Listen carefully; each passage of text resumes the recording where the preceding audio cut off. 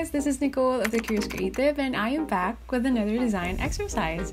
And in today's exercise, I am gonna be designing a coffee brand from scratch. And she is going to be luxury because I noticed that a lot of people's coffee games have really strengthened during this pandemic. People have been buying bougie coffee machines, mugs, ceramics, all these things. And I feel like it's fitting for a coffee brand to be luxurious this time. So yeah, I decided to name this brand, Morning Mixture. So let's get started. Alright, so I've hopped onto Illustrator and you can see that I already have a template prepared. This isn't necessarily what I show to my clients. Of course, I make it look more professional, but this just serves as a rough guide for me that I use to keep more organized and have my process be more smoother. So for the mood board, because we are going that luxurious route, I was thinking using more deeper tones, but I want to stay clear from that usual coffee aesthetic, if you know what I'm saying. I think you do. It's the ones where they use browns, whites, blacks, and that craft paper texture. So I want to stay clear from that because it is so abundantly used in the coffee industry already, and I want to remain distinguishable from my competitors. So I was thinking maybe a dark burgundy, maroon, some dark teals, and maybe we could use accents of gold because, you know, a luxury brand does use gold accents sometimes when they print business cards or letterheads or something like that.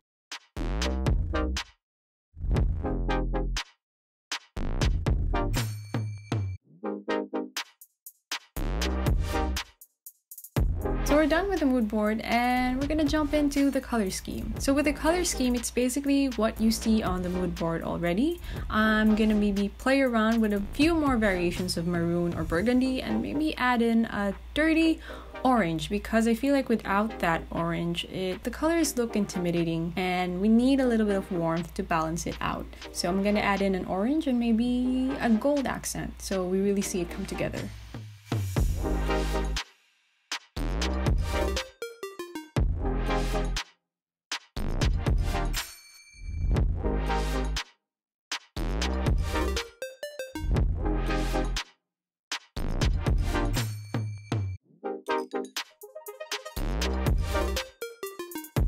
And we are done with the color scheme.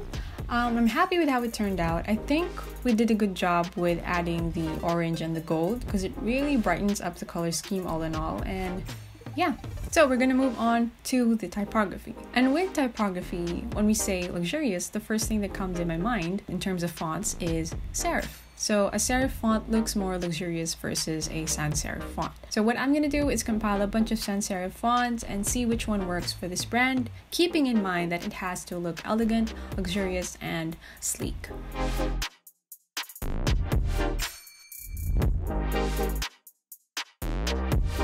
And I'm back with my top 3 fonts. And I know I said I was gonna use a serif font, but my serif font collection sucks. So I have to take a peek at my sans serif collection and I found a few fonts that would work. But looking at it now, because the way I'm processing this is if these fonts were in a gold accent or if they were embossed or letterpressed, because, you know, luxury brands, they like to invest in these little add-ons, these little upgrades in their packaging and stationery.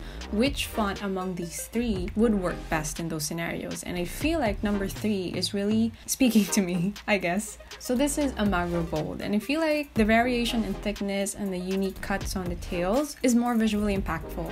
So now comes the fun part. We are gonna move forward with the logos and the submarks, and because it is called Morning Mixture, I think it is rightfully so that there is a sun involved in the logo.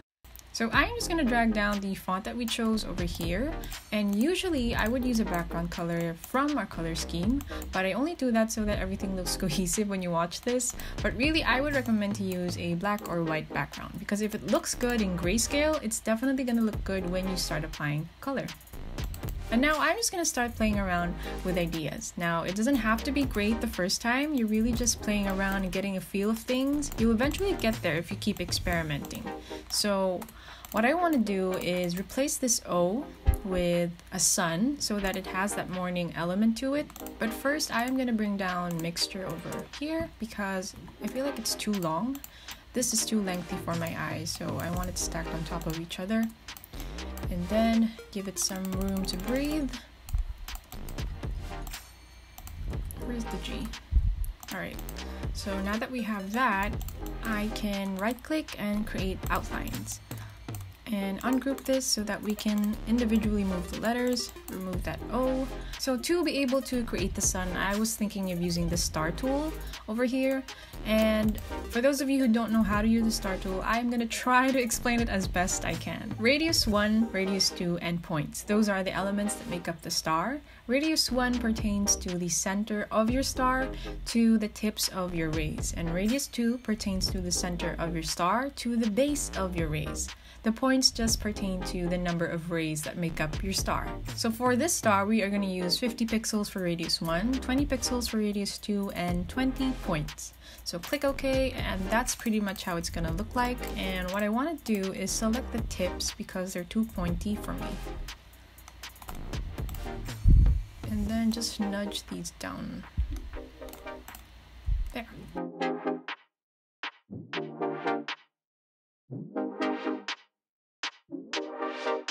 I like it, but I want to try a sunrise effect.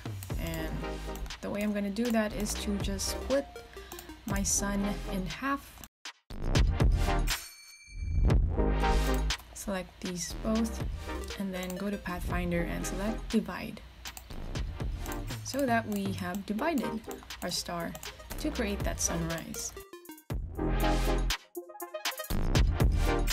I think the sunrise looks better because of that negative space above it. It just gives it a more interesting look. So we're gonna move that to the side and maybe just keep that whole sun because you never know if you can use it. I want to use this gold texture for the font color.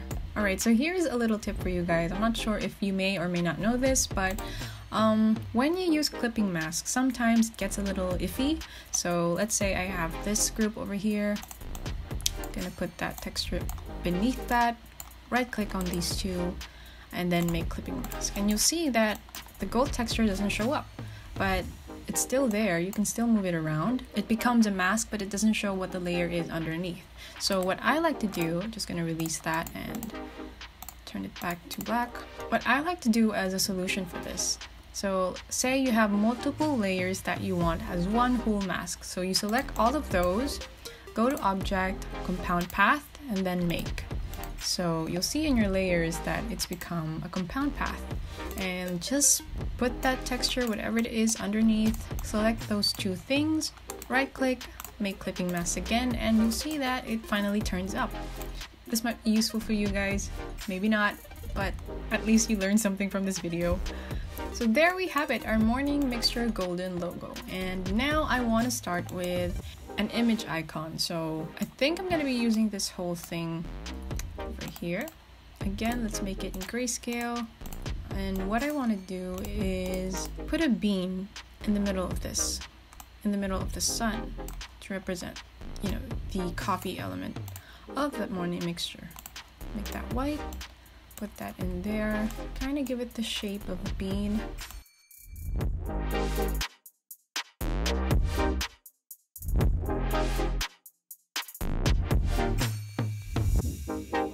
Alright, so I want to do one more version where the text surrounds that image icon. So let me just...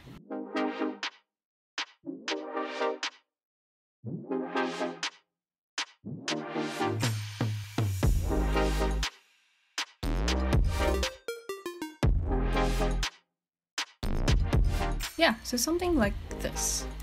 Let's just give it a background. And maybe this one.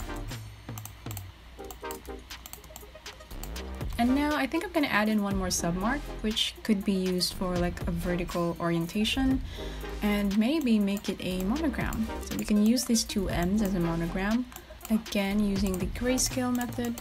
It's not really a method, but a grayscale color scheme.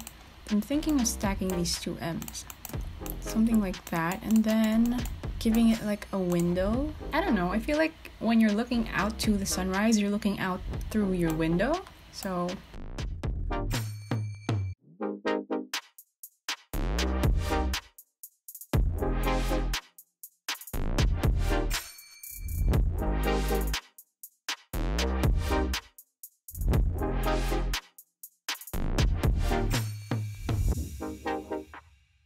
So that is it for the portrait submark / monogram, and I can see this being used as a pattern, a continuous pattern that could be printed on their tissue paper or their cups, stuff like that. So yeah, and I think I'm gonna add in a few more things to fill in these last 2 boxes, maybe a slogan and some photos. And yeah, I'll get back to you guys.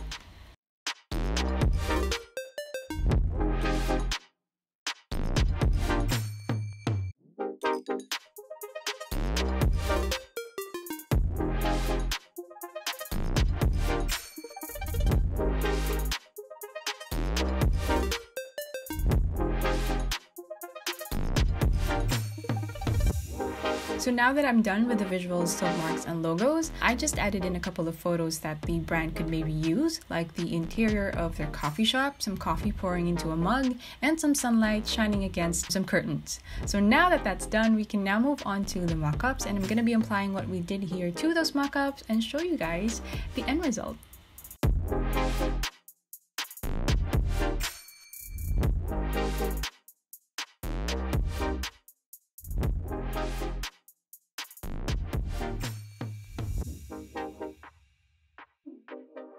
And that is it, you guys. We are done with our morning mixture coffee brand, and I have to say I was craving for a cup of coffee while I was doing this. But anyway, please comment down below your thoughts. Let me know if you liked what I did, if you didn't, or if you just want to say hi. Also, please remember to like this video and subscribe if you're new here. Thank you so much, guys, and I will see you on my next one. Bye!